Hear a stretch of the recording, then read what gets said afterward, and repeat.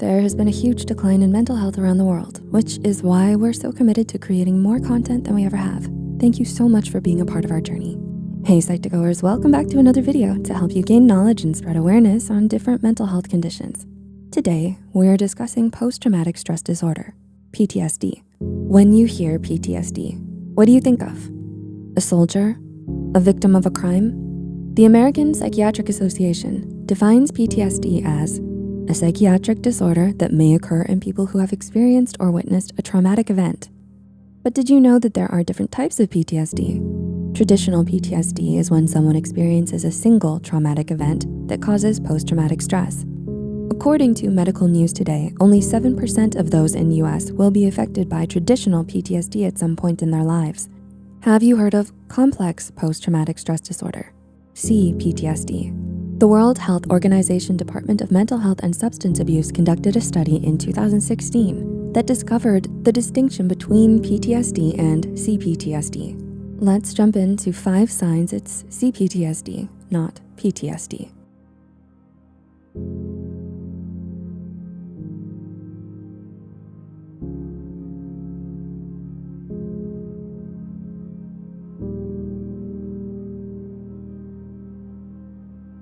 Number 1, you notice feelings of trauma coming up more frequently.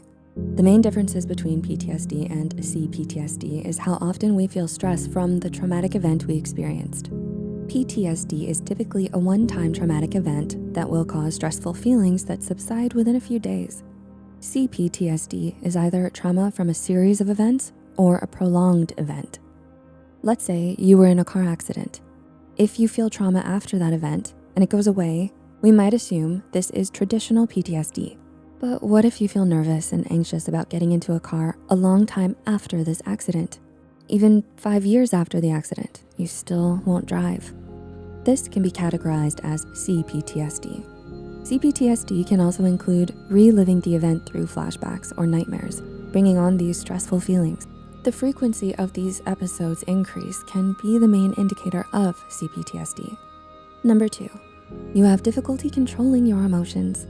When someone has traditional PTSD, the effects are short-lived. But CPTSD is a diagnosis that involves an extended period of feeling stress and trauma stemming from a series of events. With a longer time frame comes more severe symptoms. On top of feeling the stress of the event, an individual with CPTSD may also have difficulty controlling their emotions. Let's take that same car accident, for example. You may feel stressed even getting into a car, let alone driving the car. If a friend suggests carpooling to lunch, you may react by getting very angry and yelling at them. You might start to cry because the thought of being stuck in a car is too overwhelming for you. These strong emotions paired with a traumatic event can be a sign of CPTSD. Number 3, huh? What? Were you saying something? Have you ever been in the middle of something and completely spaced out? Maybe you were driving home from the store and then bam, all of a sudden you're home. This phenomenon is called dissociation. Dissociation is when our brains lack continuity. You can separate yourself from your thoughts, surroundings, and even emotions, and it's a common coping mechanism when we have incredibly overwhelming feelings and don't wish to be present to feel them anymore. Dissociation is another symptom specific to CPTSD due to how long you feel the stress.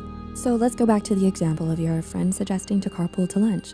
When the friend asks, you may begin feeling all of those negative emotions bubbling up. At that point, you may notice that you black out or dissociate to stop feeling like this. If you also take the car ride, you may dissociate during the car ride to keep yourself from having an emotional outburst. Number 4, you feel physical symptoms when you are reminded of your past trauma. Have you ever been listening to someone telling a story and they describe something that makes you sick to your stomach? The brain is a powerful organ that holds on to a lot of information, including what you feel, how you feel, and when you feel it. So back to the car example. Say you're recounting your traumatic car accident with a mental health professional. Even though you're safe with the therapist, in an office, or the comfort of your own home and not in a car, you may start to feel physical symptoms that come with anxiety. These symptoms can include nausea, dizziness, or pains in your stomach. This is because your brain remembers. Having these feelings come back up when simply remembering trauma can be a CPTSD sign. And number 5, you avoid your trauma triggers at all possible costs. When you know what sets off a mental or physical health concern, most of us are inclined to avoid that trigger. Someone experiencing CPTSD for a length of time may feel so tired of the stress or other symptoms that they're feeling. And they may also be sick of letting their emotions get the better of them. So what do? They avoid the trigger at all costs.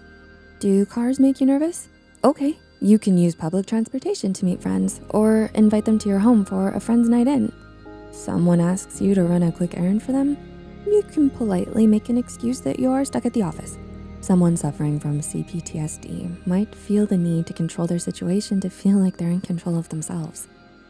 Did any of these signs shock you? Were you surprised at the different types of PTSD? Leave a comment down below to let us know.